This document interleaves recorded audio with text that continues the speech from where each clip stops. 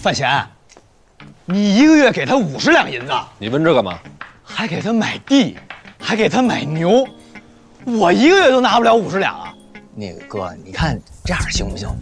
让他当少爷，我给你当虎。你少跟我废话，我正好找你有事儿，叫上若若跟我出去一趟。干嘛呀？抢老婆。你给50两，我考虑考虑。行。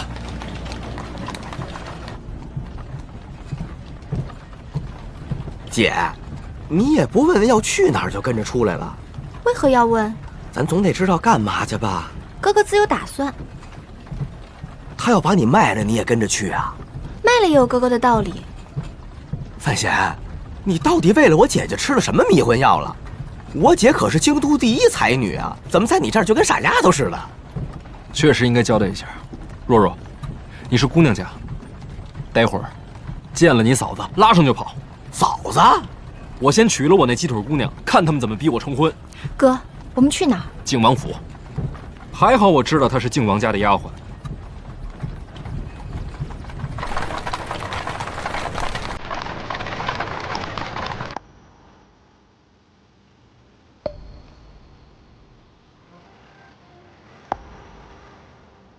世子殿下，范闲求见，请他进来。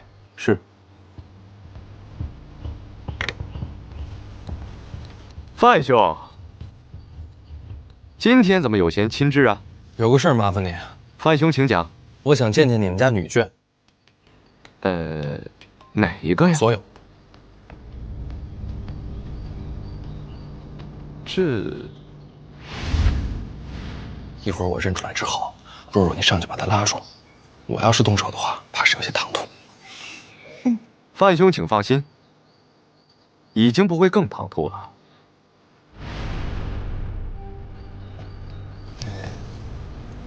殿下，那我就开始了。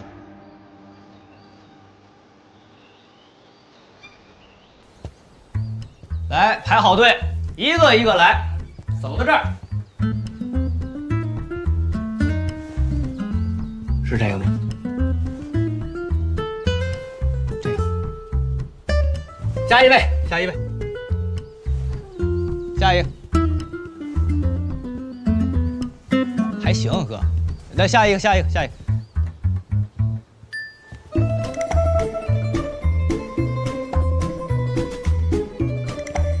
来，好，下一位，下一位。你是这府上的？哦，你成亲了没有啊？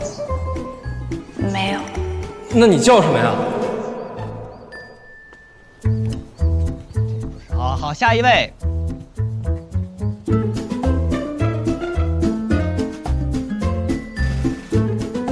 这还行，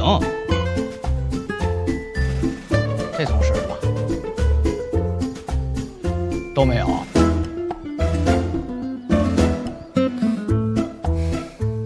没事没事，等着啊。第二批，上。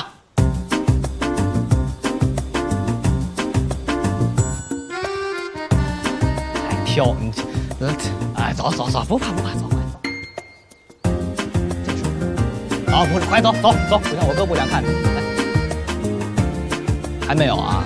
别着急，哥，还有一批，下一批，来。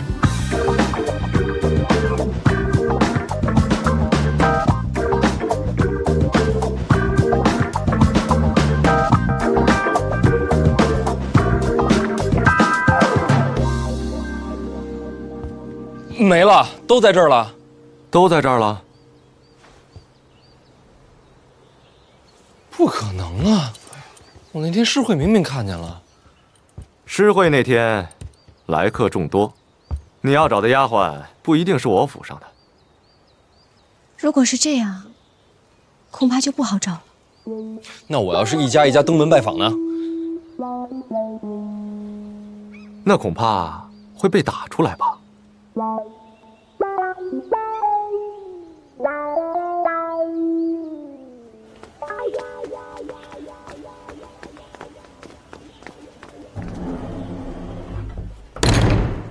要不算了吧？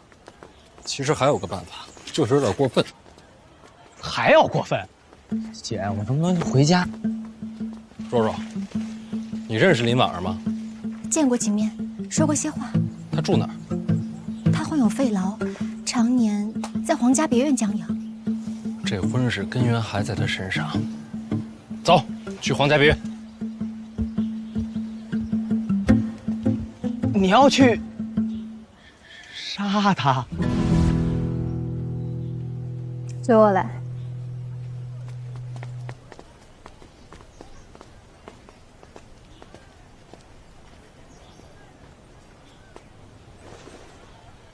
你不进去？我不进去。他们俩是疯子。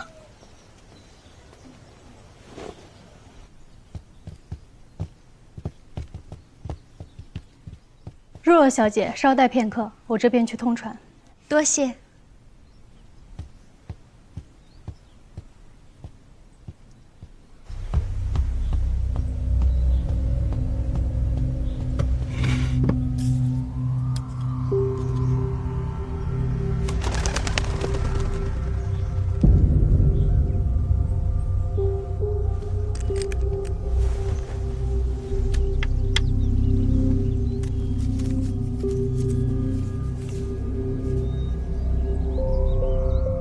范若若到了皇家别院，说是带了个名医，想给婉儿搭搭脉。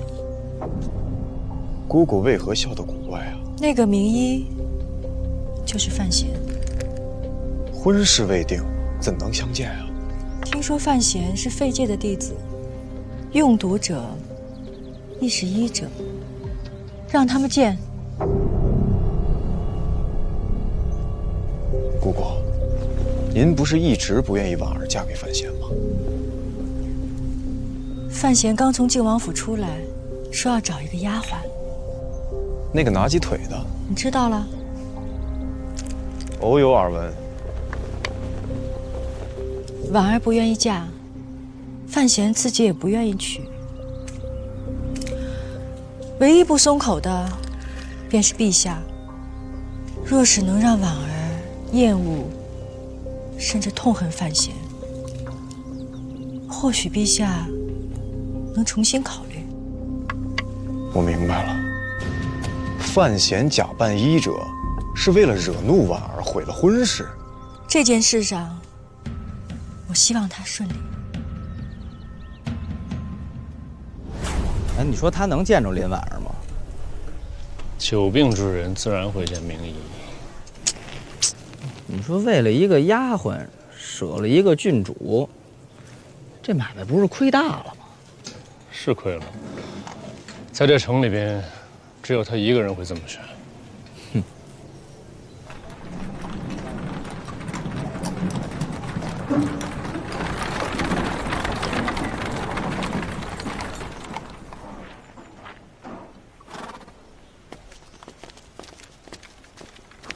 哎，二公子，范思哲，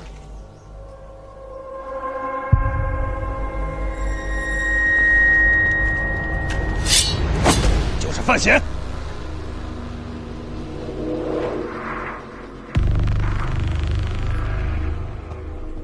若若小姐久等，还有这位神医，请跟我去见郡主。贪色好斗，顽劣无知，婉儿不会嫁给你那个无药可救的哥哥。你转告范闲，他若贼心不死，这便是他的下场。刚才那人谁啊？你知道林婉儿的身世吗？长公主的私生女。林婉儿的亲生父亲就是当朝的宰相林若甫。这我也听说过。林相啊，有2个儿子，刚才那位就是林府的2公子林拱，也就是林婉儿的2哥。看他刚才那架势，好像不是很喜欢范闲。干嘛他不喜欢呀？搁我也不喜欢。林拱平时最疼自己这妹妹，打小就疼。要是搁我也不乐意自己的妹妹嫁给这种人。你想范闲进了京都，闹了多少的事儿啊？我还这么跟你说，要不是林府管教严，要不然就冲二公子这脾气，早就杀到咱家来了。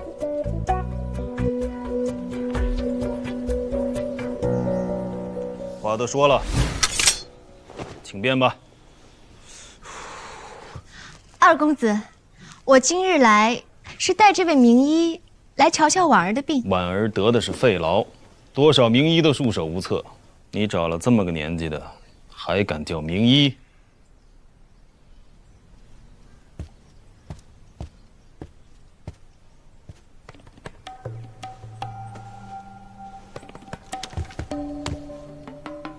你干什么？走开！哎呀，三啊，来人呐，把这装神弄鬼的庸医赶走！二啊，哎，莫名其妙！一。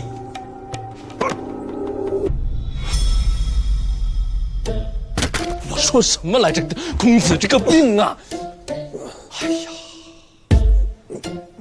这是什么样子？哎呀，快让我救人呐！公子这个病啊，耽误不得呀！公子这病，哎呀，公子这个病啊，隐匿已久，幸亏今日遇到了我。此病能让人心痛如绞，一旦发作，耽搁不管，便是生死之危啊！速速服下这个药丸。哎呀，公子，你再不吃这药丸，你就要完呐！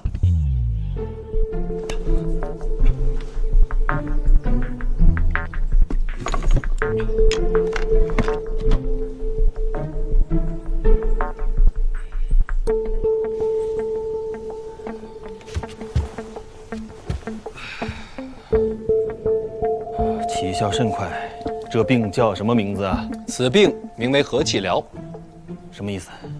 说明病情诡秘，往往不知因何而起，最后只能放弃治疗。还愣着干什么？退下！是。是我错了，先生确实是名医，先生可否不计前嫌，为我妹妹搭个脉？医者父母心嘛，带路。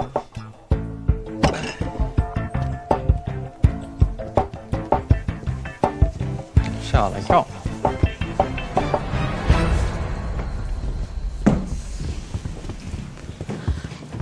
二公子，按您的吩咐，小姐已经躺下了。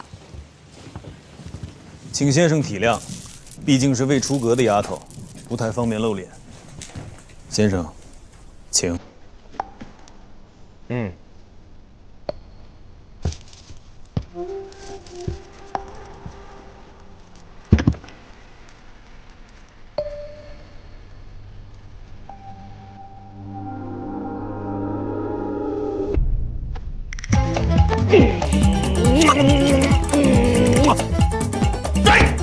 老子就是范闲，今儿就来看看自个儿媳妇儿长什么丑样！啊！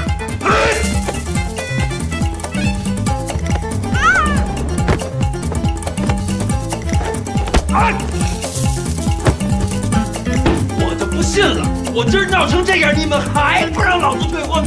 哈哈哈哈哈哈！范闲，哈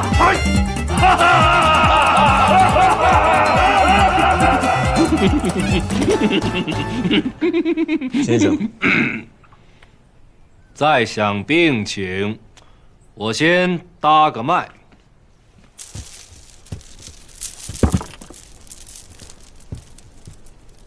对不住了啊，我这么闹也是为你好。辛苦先生了。你是谁啊？你是谁的书童啊？先生，可有何不妥？若治此病，还需药引。是何药引？庆庙偏殿香案下一只游击土。这药引子好生奇怪。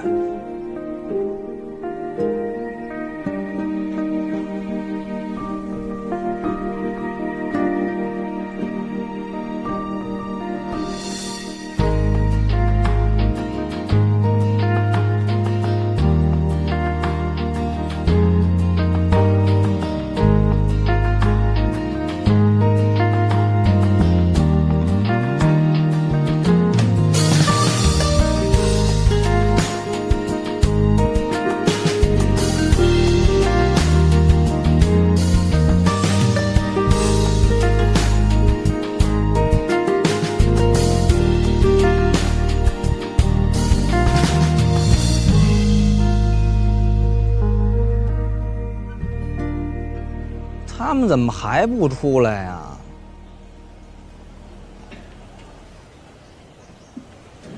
哎，林拱也在，范闲也在，他们会不会在里边打起来呀？你说这姑娘家的有什么好的呀？话又多，事儿又多。依着我看呀，还不如数钱有意思呢。你年纪还尚小啊。我不小了。再说了，这跟这事儿也没关系啊。要不你试试？找个姑娘接触接触啊。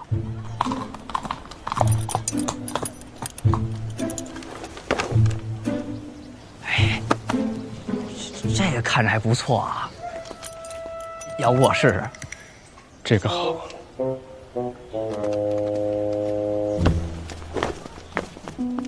这位姑娘，暂且留步，可否与小生共推牌九啊？你是哪儿的？在下司南伯之子范闲。我若是范闲，姑娘便跟我推牌九吗？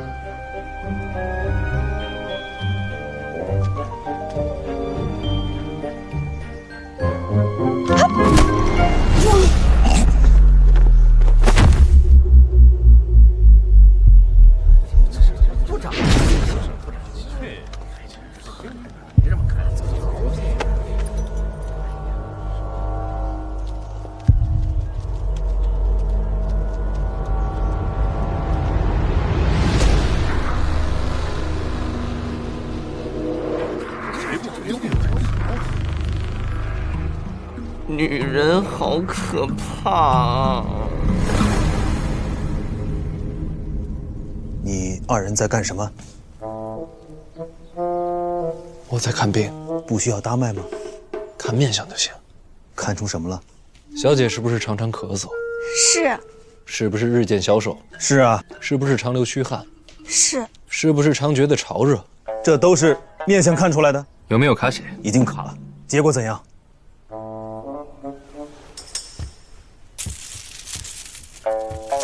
确诊了，是肺痨。这不早确诊了吗？还用你告诉我们？哎，知道病情便可治病。真能治？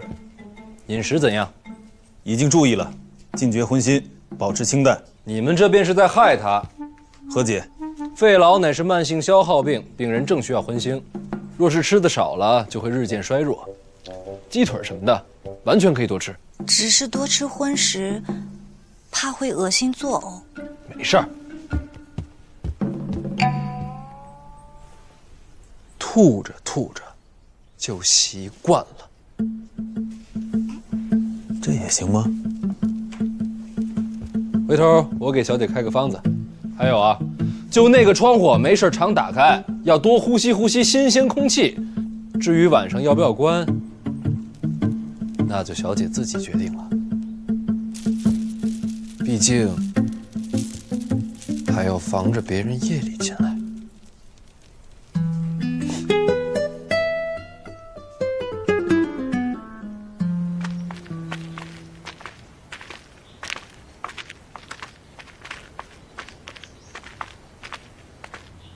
二公子，我们先告辞了。若若小姐，此名医颇有才学，这件事算我林家欠你情分，但我还是那句话，绝不会让你哥娶我家婉儿，因为婉儿已经有了心中憧憬之人。谁呀？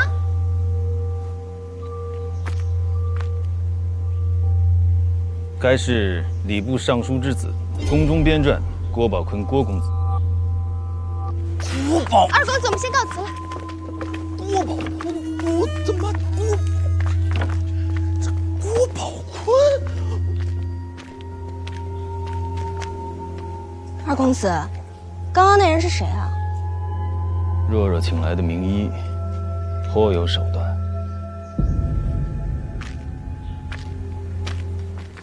你怎么见死不救呢？你好歹也是个大侠，那女的刚才一抬脚，她就踹我，你也不说管管。给我银子的是你哥，不是你。啊，那你做的对。哎呦，你可出来了！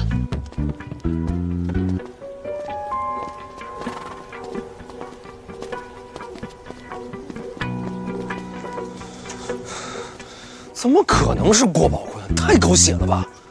什么郭宝坤？他都吐狗血了。是不是郭宝坤？你自己问他便是了。不是约好了今晚见面吗？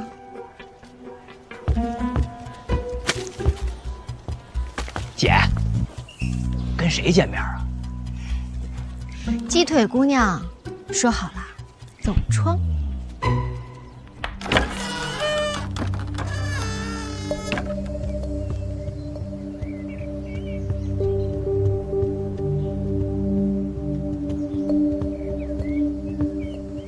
屋里收拾下。是。退婚的事我听说了，这范闲竟如此无礼。你放心，二哥绝不会让你嫁给那个粗鄙之徒。此事也怪爹，堂堂宰执，一句话就可以断了范家念头，偏偏不肯。毕竟我不能算是林家人，爹也不好干涉。怎么不算？你就是我林拱的妹妹，已经委屈你够久了，婚事绝不能再让你受气了。放心，你的事儿，爹不管，哥管。你不是总说要嫁个自己喜欢的吗？二哥给你做主，只要你喜欢，我绑也给他绑过来。可赐婚毕竟是圣意啊。我林家效忠陛下，可也却没说把女眷都搭上。逼急了，大不了抗旨。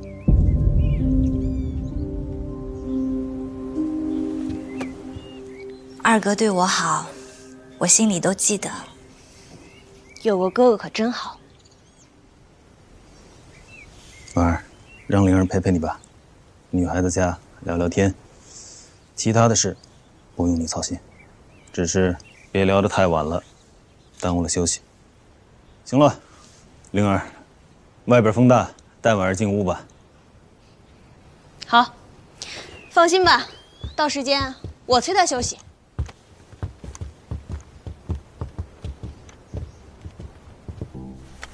今晚你要留下？是啊。其实不用的。还有那扇窗常常打开，至于晚上要不要关，那就小姐自己决定了。毕竟还要防着别人夜里进来。定要今晚？我都好久没住这儿了。怎么，你不想我住啊？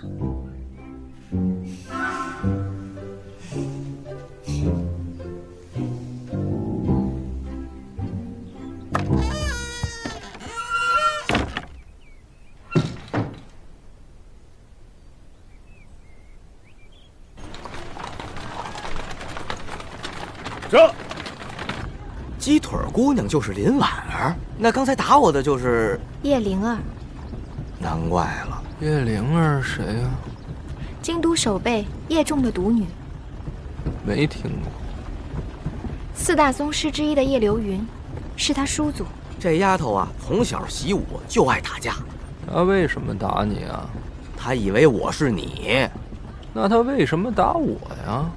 她与婉儿私交甚好，想必是听了你的传闻，不愿婉儿嫁给你。呸！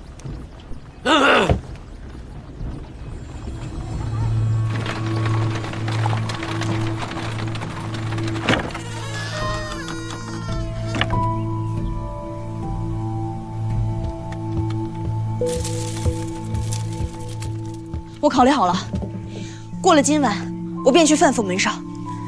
去做什么？那范闲不是学过武吗？我上门挑战，到时候狠狠揍他一顿，一定断了他娶你的念头。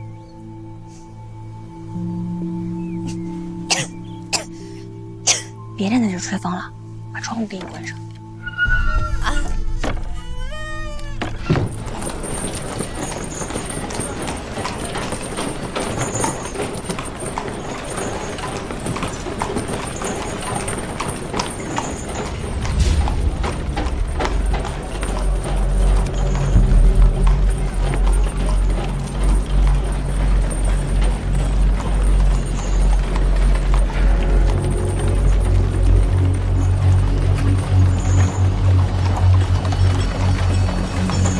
别走！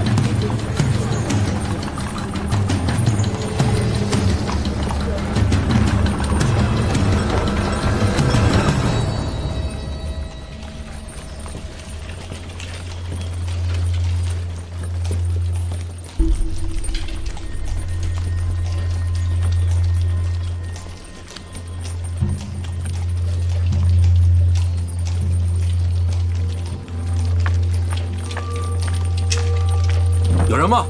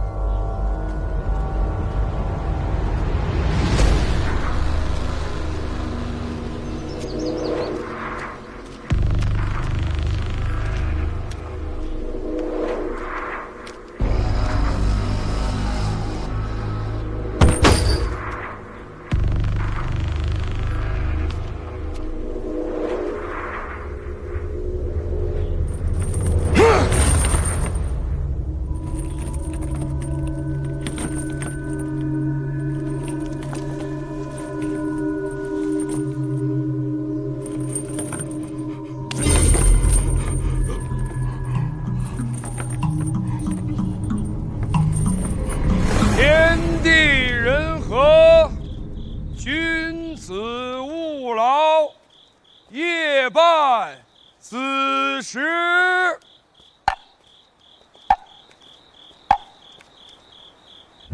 哎，最近可别再闹事了。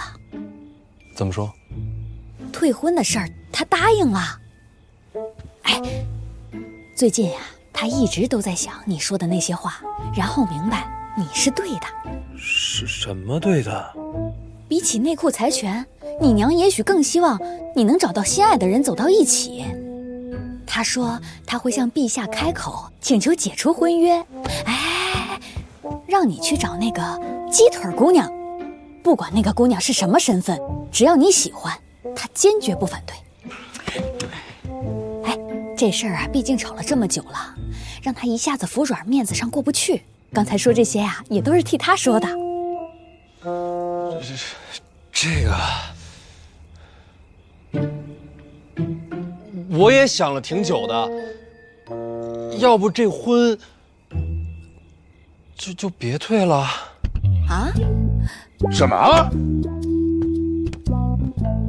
说退婚的是你，怎么一会儿说不退婚的又是你？您先别生气，我知道这事儿确实是有些百转千回，怎么办呢？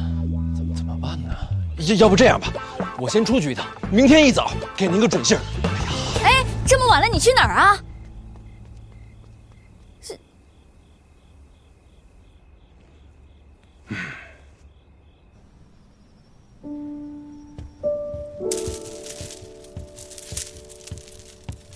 婉儿，水都烧好了，快去洗吧。你看什么呢？啊？没什么。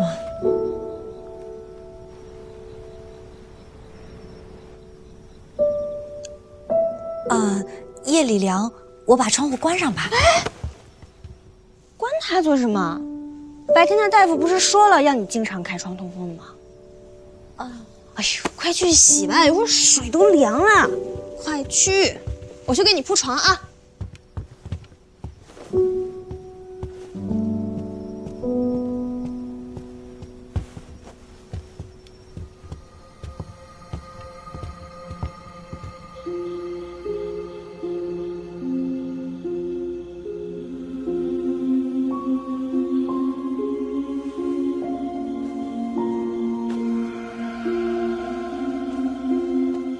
回来了，给你留了饭菜，我去热一下。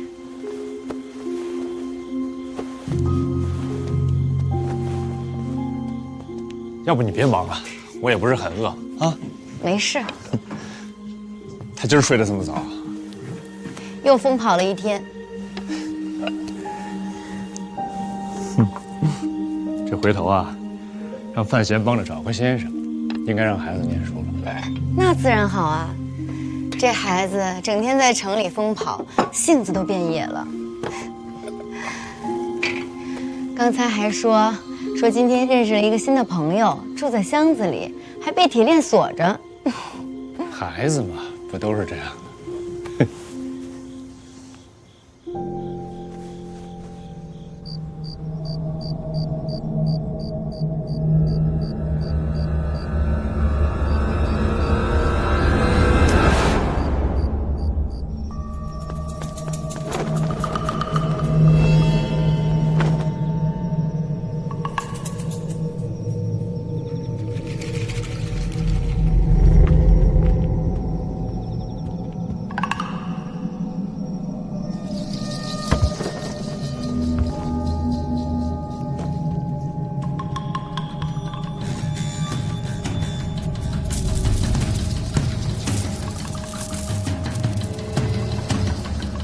吃个鸡腿吧。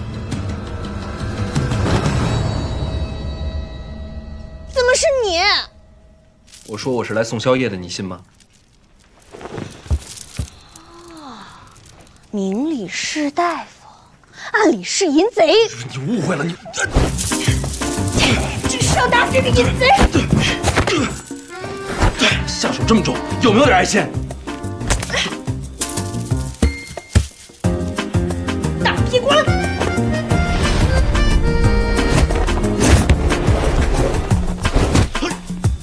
再这样，我真动手了。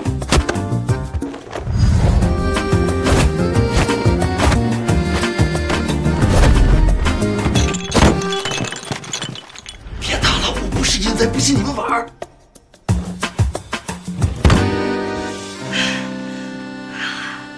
好身手！我去，暴力狂啊！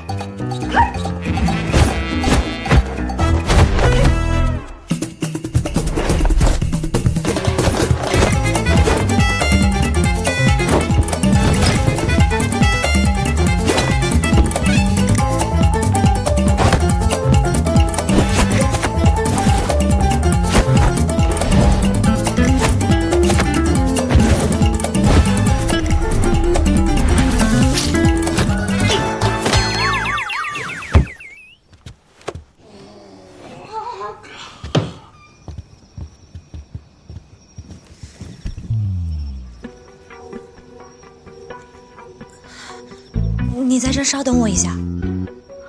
是。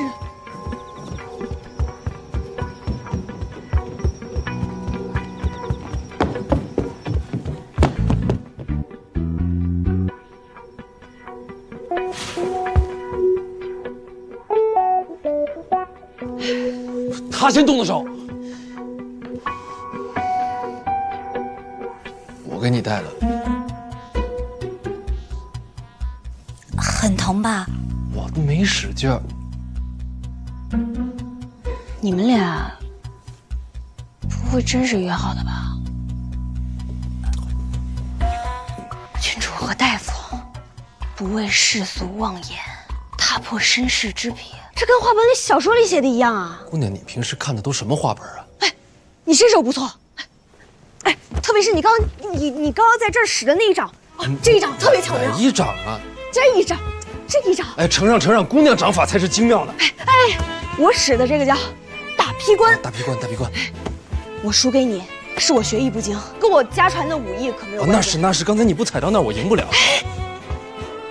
对呀。我回想过了，你刚才是故意把我引到此处的。输便是输，不必宽慰我。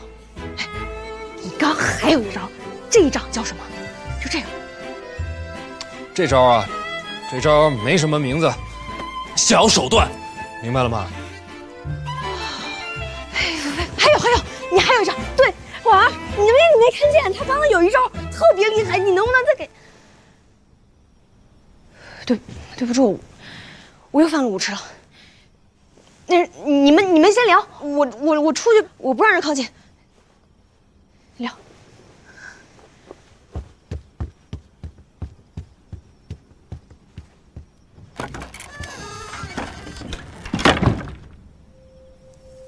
我终于找着你了。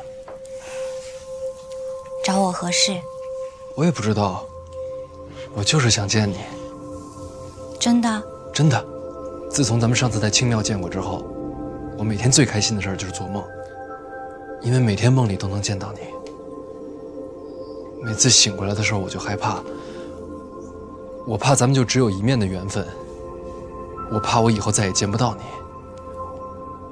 现在好了，我找到你了，找到你，我心里就踏实了。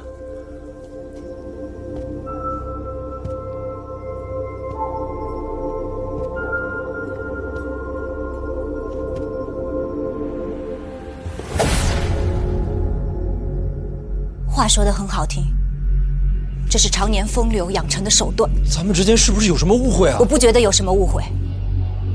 你说你是郭宝坤的书童，我让灵儿已经去问过了，郭宝坤身旁早已不设书童。原来如此，你找郭宝坤是为了打探我的消息？半夜私闯女子闺房，是何等的无礼放肆！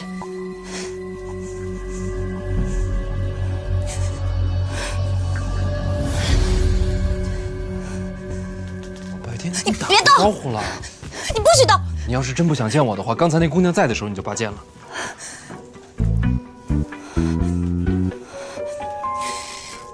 这里是皇家别院，若真让人抓了，怕是要定个死罪。所以你对我还是……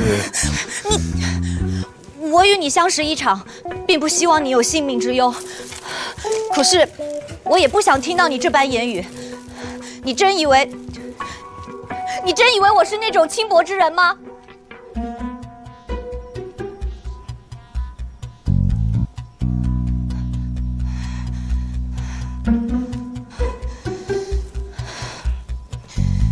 你走吧。你听我说，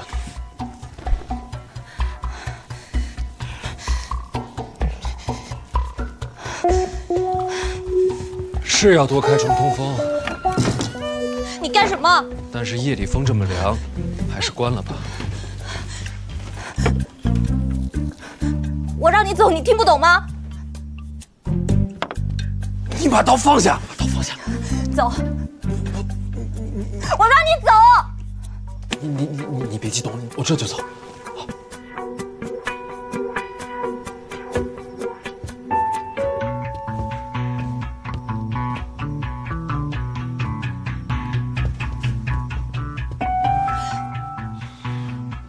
愿意走，不是因为我自认风流，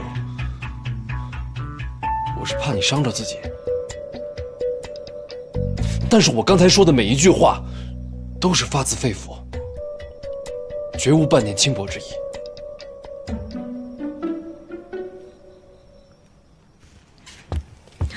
等等，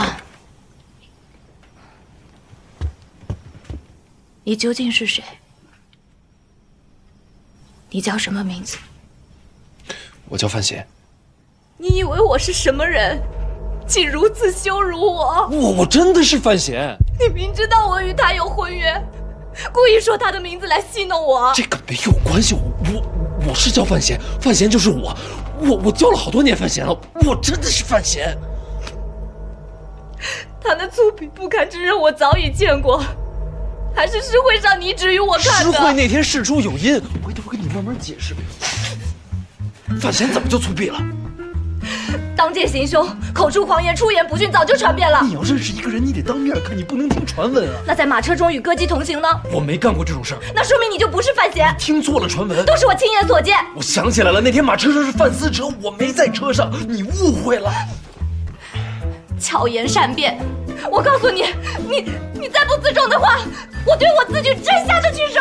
叔叔白天与我同行，我若不是范闲的话，叔叔怎么会带一个陌生男子来见未来嫂嫂呢？你久居京都，当知若若为人，她不会这么无礼的。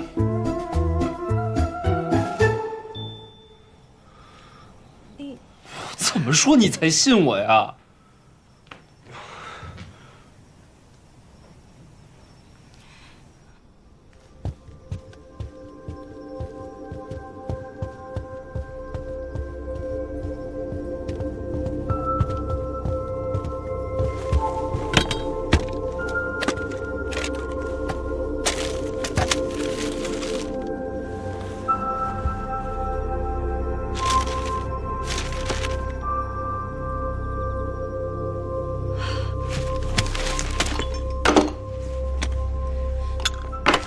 你把那首七言写给我看。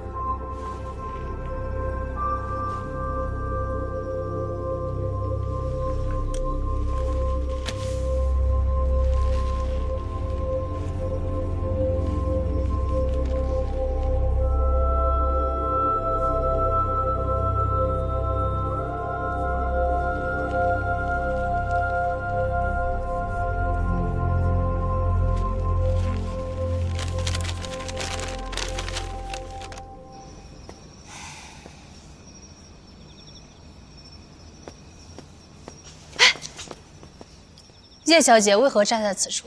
我赏夜色。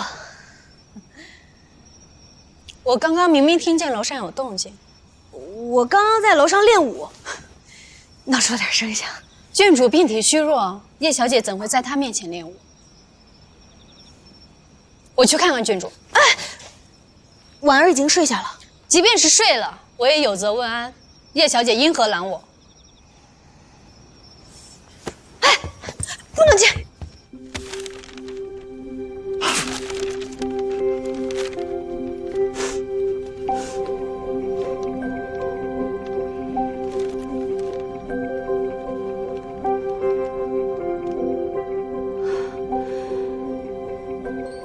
果然是你。这诗知道的人不少，为何因此断定是我？知道这首诗的人是不少。但字写的这么丑的，绝对没有第二个人。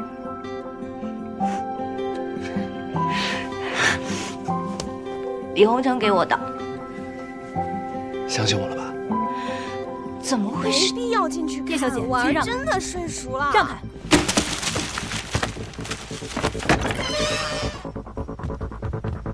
哎，真不用看了。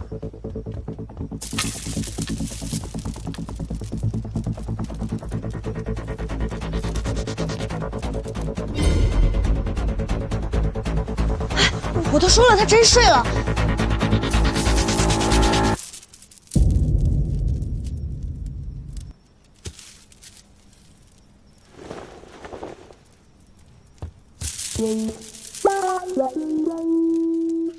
吃吧。叶小姐，早些歇息吧。还不困，吃完就睡。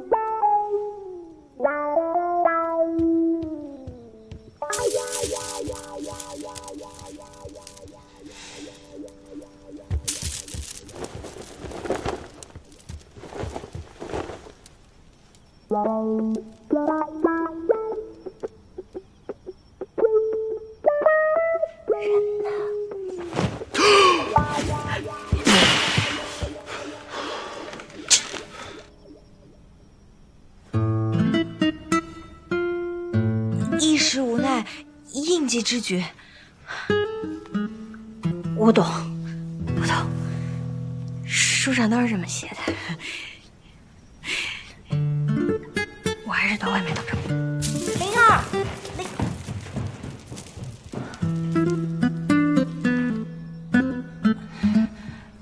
灵儿都走了，你还不起来吗？累了，多躺会儿。那怎么行？这怎么不行？我怎么见人呢？我们有婚约在身，又未曾成婚。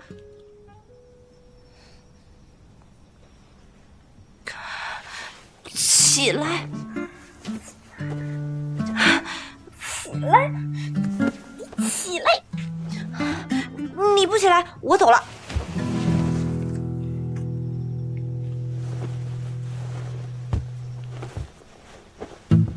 我起来。你怎么还不走啊？你睡了我就走。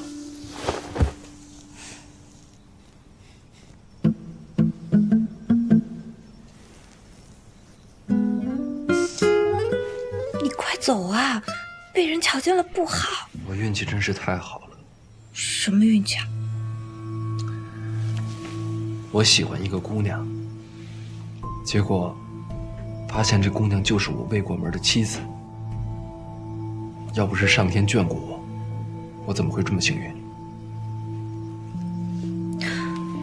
听说醉仙居的司礼李姑娘对你情深意重，我跟她一清二白，绝无半点牵连。真的？真的。我之前闹出那么多的事儿，都是为了悔婚。为何要悔婚？因为我喜欢一个偷吃鸡腿的小丫鬟啊。就算是你悔婚，司南伯也不会答应你娶个小丫鬟的。爹管不着我。那还有陛下的圣旨。那我就带着这个小丫鬟逃跑。如果陛下亲自率兵来抓我的话，我就带着她逃出晋国，去世界上最遥远的地方，然后一路偷好多的鸡，烧鸡腿给她吃。陛下哪会亲征抓你这个逃婚的呀？那可说不定啊。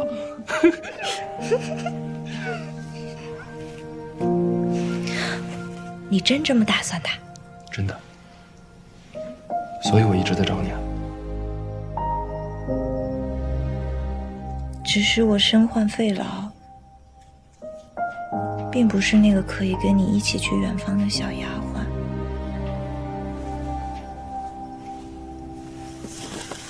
等你把身子养好，我就带你出去闲逛。我这病年复一年，太医都无法治愈。那是他们从根儿上就错了。我白天让你多吃肉食，不是我胡说的。只要用心养，肺痨也会痊愈。你信我，我一定把你治好。我信你。那多谢范大夫了。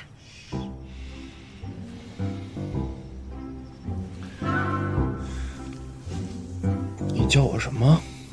范大夫啊。不应该叫这个吧？那应该叫什么？成亲以后才好改称呼的。哎，我只是让你叫我一声范兄，这也要等到成亲之后吗？我以后常常来看你好不好？不行。你知道吗？有的时候一句不行，往往就错过了一生。什么意思啊？我给你讲个故事吧。好啊，我最喜欢听故事了。好了，我最厉害的就是讲故事。那你讲。这个故事发生在很久很久很久以前。从前有一个少年，每日去学堂读书，同村有一位少女，每日与他同行，陪他一起去学堂。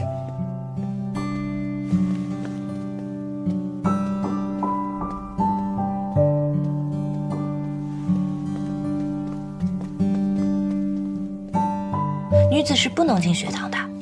这个从前的时候规矩没有那么严格。好吧，你说。日复一日，每天如此。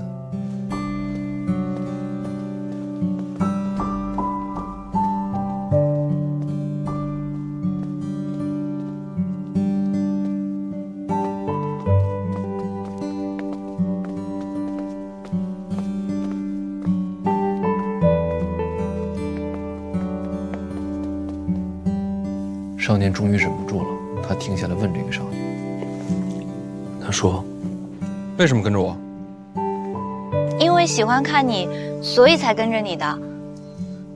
我不会打扰你的，不行吗？那少年说什么？他说：“不行。”说完之后转身就走，只剩下少女一个人站在那儿。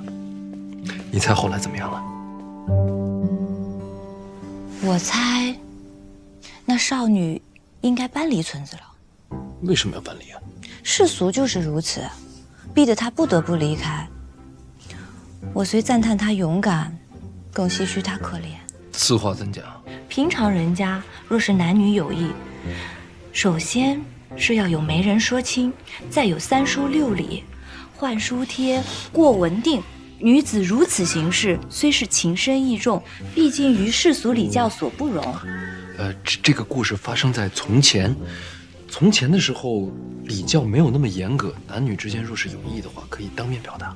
那是什么朝代啊？哪个村镇的习俗？对女子竟然如此宽容，我怎么就不知道？这是个故事，故事的事儿不能那么较真儿啊。好吧。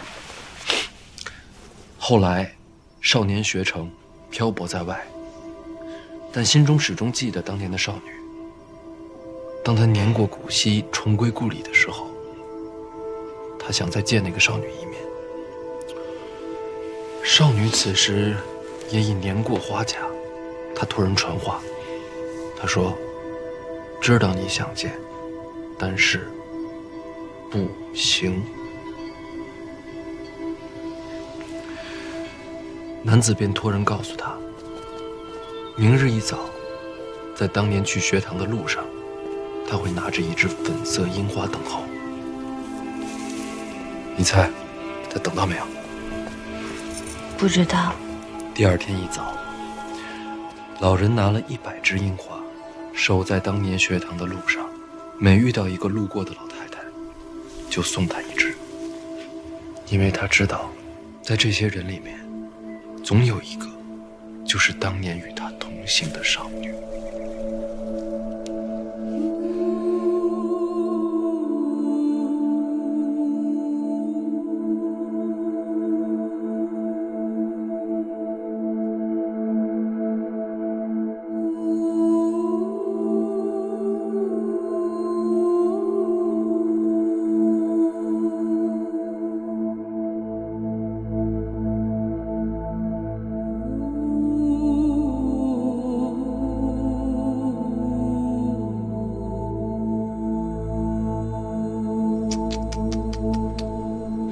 有的时候，就这么一句不行，错过的就是整整一生。所以说这2个字，绝对不能轻易说出口。感动了。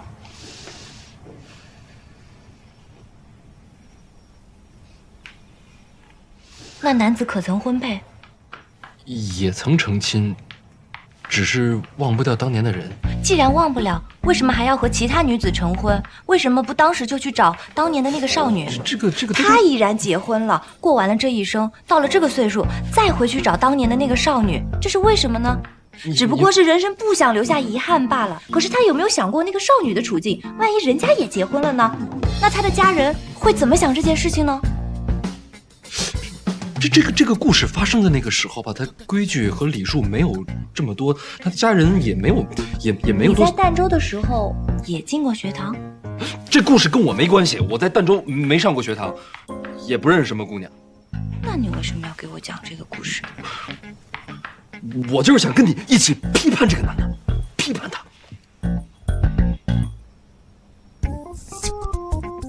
这故事跟我真的没关系，要不你再给我个机会，我再想个别的故事给你听。我还知道好多故事呢，啊，不，皇子公主，我跟你讲，和尚和猴的故事，美女与野兽。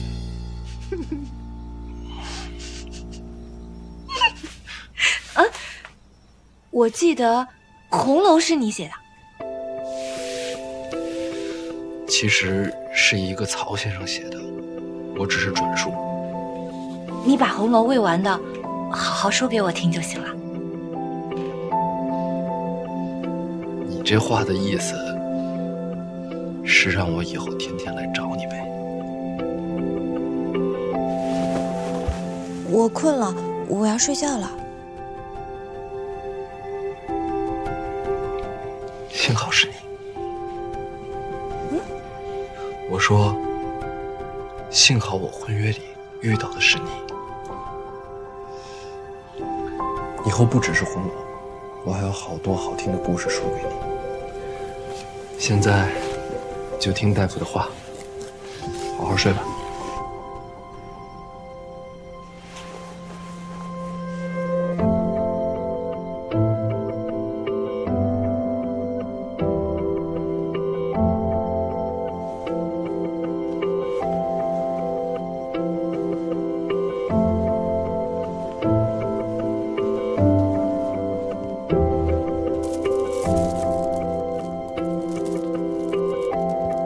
幸好也是你。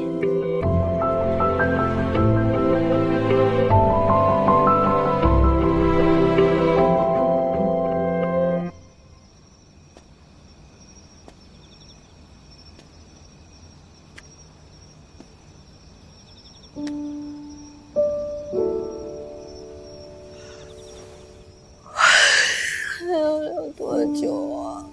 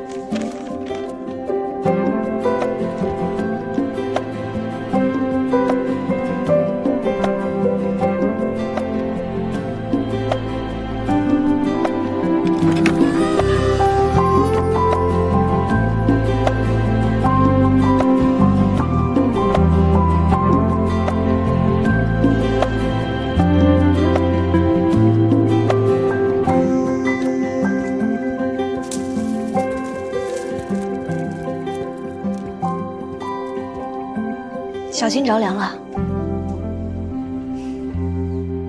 心里暖。你着凉啦？还说他走了你也不跟我说。我睡着了。